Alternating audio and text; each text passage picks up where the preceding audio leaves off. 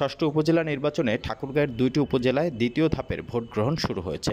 মঙ্গলবার সকাল ৮টা থেকে সদর উপজেলা ও রানীশংকৈল উপজেলা পরিষদ নির্বাচনে মোট ২৫১টি কেন্দ্রের ১,৯৭৮টি কক্ষে ভোট গ্রহণ শুরু হয়। ভোট গ্রহণ চলবে বিকেল ৪টা পর্যন্ত।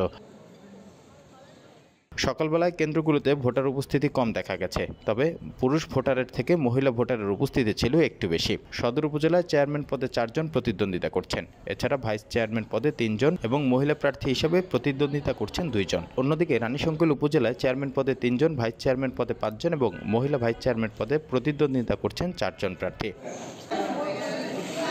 একটি পৌরসভা ও ২৩টি ইউনিয়ন নিয়ে গঠিত সদর উপজেলার মোট ভোটার ৪,৮৭,১৭৫ জন।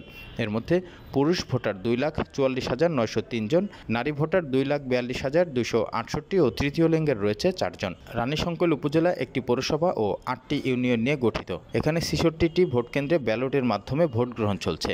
এই উপজেলায় মোট ভোটার রয়েছে ১,৮৩,৩৯১ জন।